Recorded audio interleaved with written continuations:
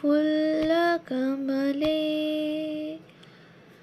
माधवेन क्रीडारत ब्रह्मानन्दनमस्तुभ्यं सद्गुरो लोकनायक। ধর্ম প্রসঙ্গে স্বামী ব্রহ্মানন্দ গ্রন্থ থেকে পাঠ। পৃষ্ঠা সংখ্যা 65। স্থান বেলুড় মঠ, 17 মার্চ 1922। সন্ধ্যা উত্তীর্ণ হয়েছে। মঠে ঠাকুরের আরতি হচ্ছে। গঙ্গার দুই ধারে অনেক দেবদেবীর মন্দির থেকেও আরতির ঘণ্টার ধ্বনি শোনা যাচ্ছে। মহারাজ বারান্দায় স্থিরভাবে বসে আছেন। সম্মুখে কয়েকজন ভক্ত বসে আছে। প্রায় ঘণ্টা খানেক বাদে মঠের সাধু ব্রহ্মচারীগণ একে একে এসে মহারাজকে প্রণাম করে সেখানে বসল। একজন ভক্ত এসে প্রণাম করে দু একটি প্রশ্ন করলে। প্রশ্ন: মহারাজ, তপস্যা কাকে বলে? মহারাজ: তপস্যা নানা রকম আছে। অনেকে ব্রত নেন যে দীর্ঘকাল বসবেন না। আমি একটি সাধুকে দেখেছি, তিনি 12 বৎসর বসবেন না ব্রত নিয়েছিলেন। আমি যে সময়ে তাকে দেখেছি সে সময়ে তার ব্রত প্রায় শেষ হয়ে এসেছে, আর 5-6 মাস মাত্র বাকি। ক্রমান্বয়ে দাঁড়িয়ে দাঁড়িয়ে তার পা ফুলে গোদের মতো হয়ে গিয়েছিল। তিনি ঘুমোবার জন্য একটি দড়িতে ভর দিতেন। একটা কাঠের দড়ির 2 দিক বাঁধা থাকত। সেই দড়ি ধরে রাত্রে তিনি ঘুমোতেন। আর একরকম তপস্যা আছে। শীতকালে সারা রাত জলের মধ্যে গলা পর্যন্ত ডুবিয়ে জপ করা। আর একরকম আছে, গরমকালে দুপুরবেলা যখন মাথার উপরে সূর্যের তেজ, তখন চারিদিকে আগুন জ্বেলে তার মধ্যে বসে জপ করা। আর একরকম আছে, পেরেকের উপর দাঁড়িয়ে বা বসে জপ করা। প্রশ্ন: এই কি প্রকৃত তপস্যা? মহারাজ: ভগবান জানেন, কোনো উদ্দেশ্য সিদ্ধ করবার জন্য ঐরূপ করে। তারা আশা করে পরজন্মে রাজা হবে বা এই জগৎ ভালো করে ভোগ করবে। প্রশ্ন: তারা ঐরূপ ফল পান কি? মহারাজ: ভগবান জানেন। প্রশ্ন: তবে প্রকৃত তপস্যা কি? মহারাজ: এসব প্রকৃত তপস্যা নয়, যে কেউ অভ্যাস করলেই করতে পারে। শরীরকে জয় করা সোজা, মনকে জয় করা, কাম কাঞ্চন নাম যশের বাসনা জয় করা ভয়ানক শক্ত। আসল তপস্যা 3টি জিনিসের উপর প্রতিষ্ঠিত। প্রথম, সত্যাশ্রয়ী হতে হবে। সত্য খোঁটাকে সর্বদা ধরে থাকতে হবে প্রত্যেক কার্যে। দ্বিতীয়, কামজয়ী হতে হবে। তৃতীয়, বাসনা জয়ী হতে হবে। এই 3টি পালন করতেই হবে। এগুলি জীবনে ফলানো বা সাধন আসল তপস্যা। এর মধ্যে দ্বিতীয়টি সকলের চেয়ে দরকারি, অর্থাৎ ব্রহ্মচারী হতে হবে। আমাদের শাস্ত্র বলেন, যারা 12 বৎসর কায় মনোবাক্যে ব্রহ্মচর্য পালন করে তাদের পক্ষে ভগবান লাভ করা খুব সোজা। এরূপ হওয়া ভারী শক্ত। আমি আমার নিজের অভিজ্ঞতা থেকে তোমাদের বলছি, ঠিক ঠিক ব্রহ্মচারী না হলে ঠিক ঠিক ধ্যান হওয়া অসম্ভব। সূক্ষ্ম বাসনা জয় করা ভারী শক্ত। এই জন্য সন্ন্যাসীদের এত কঠোর নিয়ম। সন্ন্যাসী কোনো স্ত্রীলোকের দিকে তাকাবে না। এমনকি ফটোগ্রাফ দেখলেও মনের উপর একটা ছাপ পড়তে পারে। মনের স্বভাব কোনো একটা সুন্দর জিনিস দেখলেই ভোগ করতে চায়।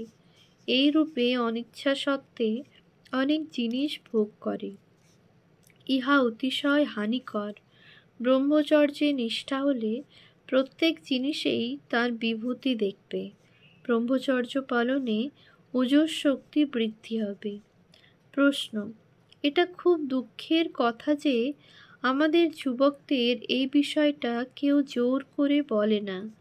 মহারাজ: আগে যুবকদের গুরুগৃহ বাসের ব্যবস্থা ছিল।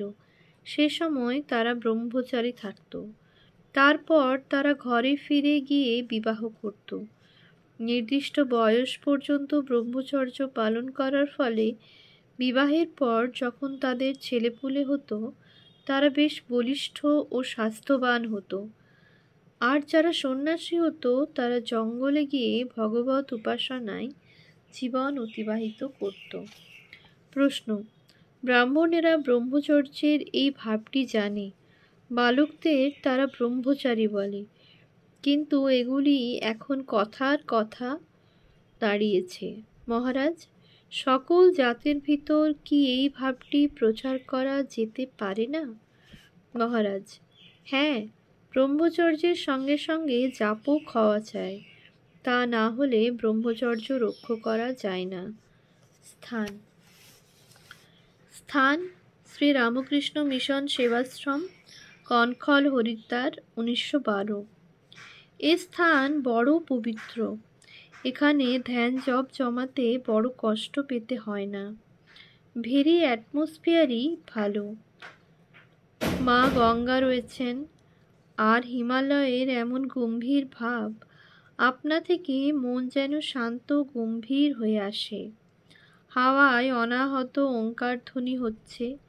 এমন স্থানে এসে এ স্থানের অ্যাডভান্টেজ না নিয়ে খালি ঘুমিয়ে সময় কাটিয়ে কি হবে? এখানে সাধন ভজন করতে করতে শরীর যদি চলে যায়, সেও ভালো।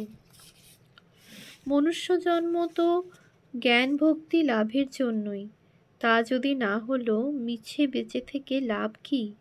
পশুর মতো খেয়ে ঘুমিয়ে কতকগুলি ছেলেপিলে নিয়ে থাকার জন্য এ জীবন নয়।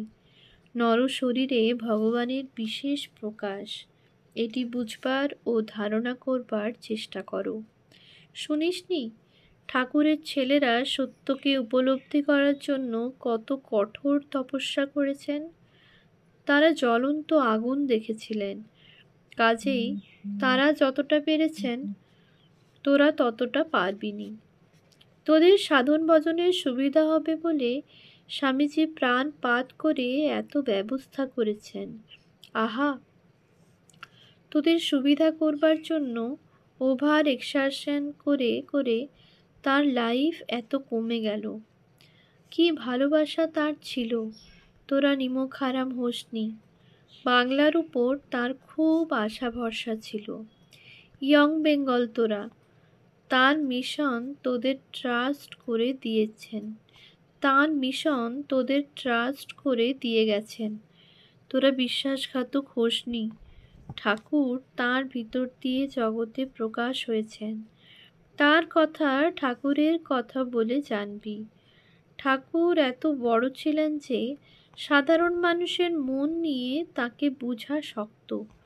স্বামীজি সাধারণ মানুষের উপযোগী করে সর্বসাধারণের সামনে তাকে ধরে গেছেন। যে কেহ ভাগ্যবান, তাকে এই পতাকার নিচে আসতেই হবে। স্বামীজির বই ভালো করে পড়বি। যেখানে বুঝতে না পারবি, শুদ্ধানন্দ কিংবা ঐরূপ অন্য কারো কাছ থেকে বুঝে নিবি। তিনি সাধারণের উপযোগী করে ঠাকুরের ভাব প্রকাশ করেছেন।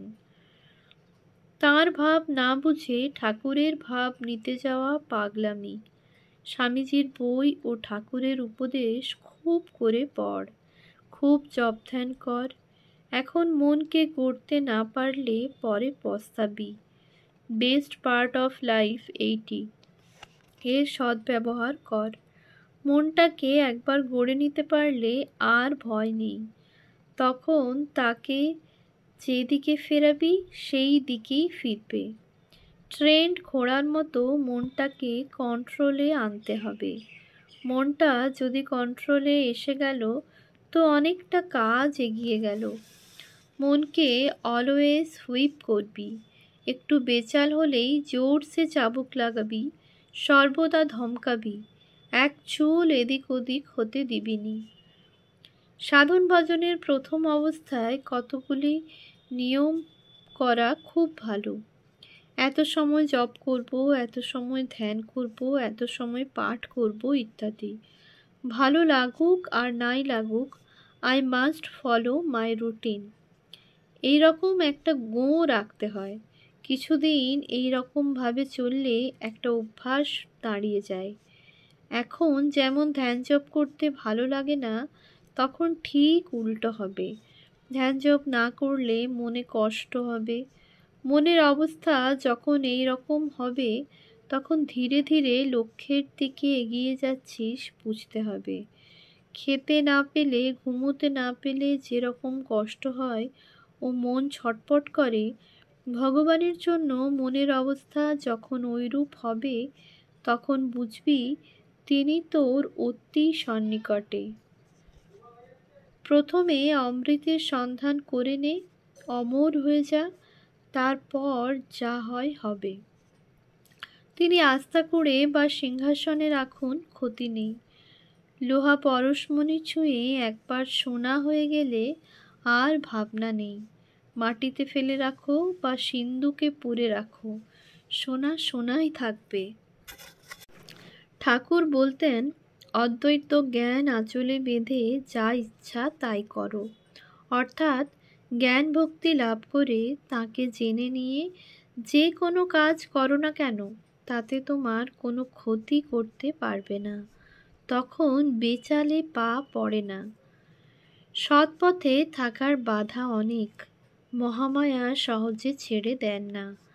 তার কৃপা পাবার জন্য অনেক কাঁদতে হয়, অনেক প্রার্থনা করতে হয়। পূর্বজন্মের কত সংস্কার রয়েছে, আবার এ জন্মেও অল্প বিস্তর হচ্ছে। সারা জীবন এই সংস্কারের সঙ্গে লড়াই করতে করতে চলতে হবে। সংস্কারের সঙ্গে যত বেশি লড়বে, সংস্কারও তোমাকে তত বেশি জোরে ধাক্কা দিতে থাকবে। তখন উদ্দেশ্য না হারিয়ে যে নিজের লক্ষ্য ধরে ধরে চলে যায়, সেই জয়ী হয়। মানুষের ভিতর দুটি বৃত্তি আছে, কু আর সু। এদিকে দুজনের খুব লড়াই চলে। একটি ভোগের দিকে টানতে চায়, অপরটি ত্যাগের দিকে নিয়ে যেতে চায়। এদের হার জিতের উপর মানুষের মনুষ্যত্ব ও পশুত্ব নির্ভর করছে। ভোগ বাসনাপূর্ণ জগতে মানুষ চোখের সামনে নানা উপকরণ দেখে এত মুগ্ধ হয়ে পড়ে যে আর একটা দিক যে আছে তা ভাববার দরকার বোধ করে না। মনে করে কিছু হবে কি না হবে ঠিক নেই, উপস্থিত অন্ন ত্যাগ করি কেন? মনে করে কিছু হবে কি না হবে ঠিক নেই, উপস্থিত অন্ন ত্যাগ করি কেন? অর্থাৎ ভগবান লাভ হবে কি না হবে, আসল আনন্দ পাবো কি না, তার কিছুই ঠিক নেই, বরং সংসারটাকে ভোগ করা আমার আয়ত্তাধীন, এইটা ছাড়ি কেন, এ ভেবে আগুনের উপর ঝাঁপিয়ে পড়ে। শেষে যখন পুড়ে ছারখার হয়ে জ্বলতে আরম্ভ করে, তখন ভাবে, তাই তো করলুম কি? তখন শান্তি চায়। টু লেটে চাইলে শান্তি পাবে কোথা থেকে? অসংযতভাবে চলে নিজেকে এমন স্বভাবের দাস করে ফেলেছে যে ইচ্ছা হলেও আর কিছু করবার জো নাই। অসংযতভাবে চলে নিজেকে এমন স্বভাবের দাস করে ফেলেছে যে ইচ্ছা হলেও আর কিছু করবার জো নেই। ওম শান্তি শান্তি শান্তি। হরি ওম তৎসৎ। শ্রীরামকৃষ্ণার্পণমস্তু।